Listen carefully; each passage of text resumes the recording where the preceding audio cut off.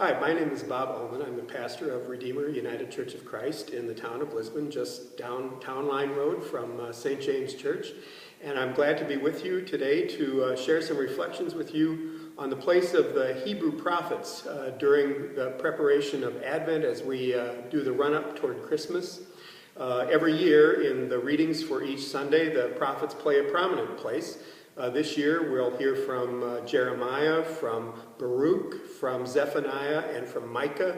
Oftentimes Isaiah plays a prominent role in the readings for Advent, but this year we'll be visiting some of the prophets that are lesser well known.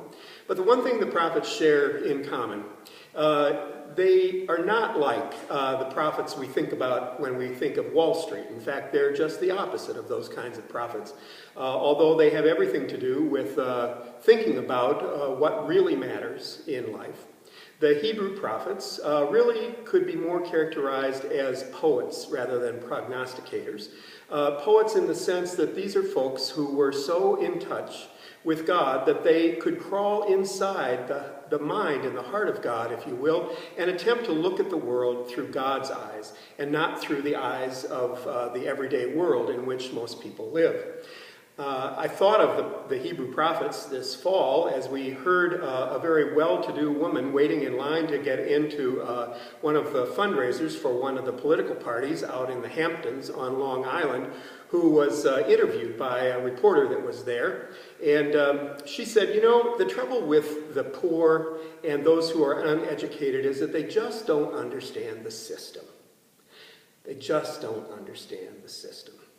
And to a certain extent, that's true. But the question is, which is the system that is life-giving and which of the systems of the world are life-draining?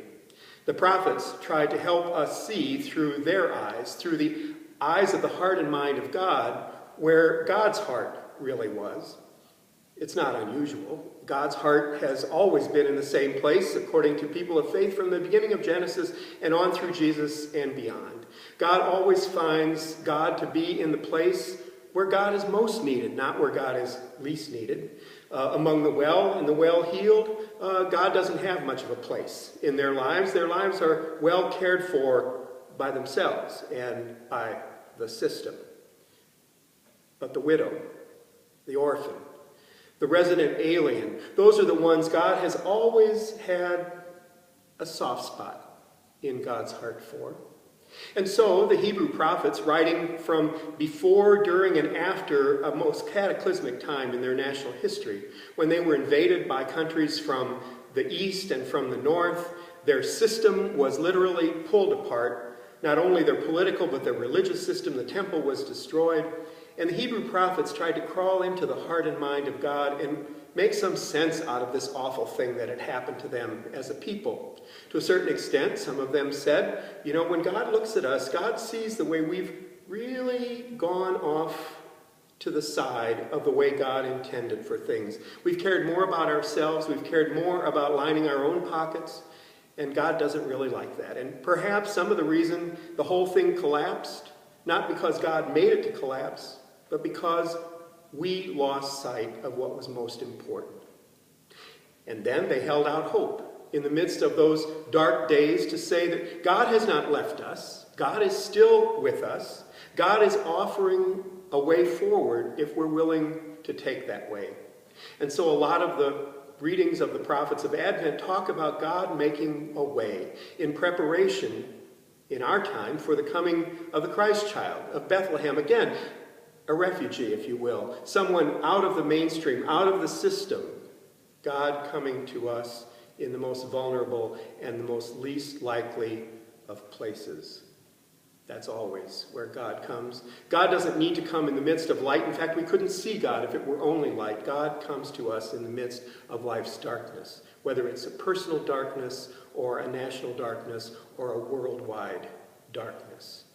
God cares about the poverty and the pollution of this world. That's what the Hebrew prophets would say. God's system is about life and life-giving. So I turn to one of our modern prophets, if you will, a poet of the 20th century.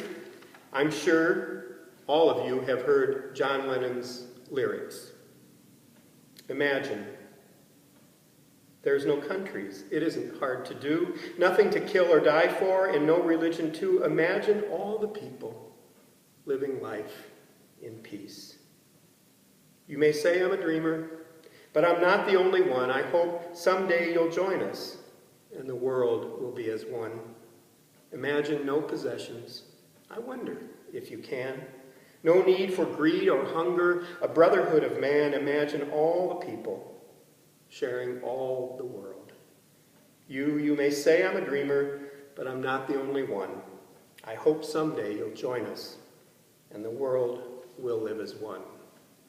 A poet from the 20th century, a poet that helps us see a different kind of world, not separated and polarized as we've been experiencing in these last several months and couple years, but a world where we look through the heart and mind of God, look to the needs of the least of those among us, around us, and beyond us. That's a word of hope.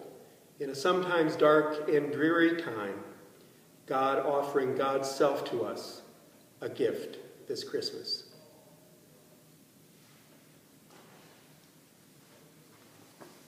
Thanks.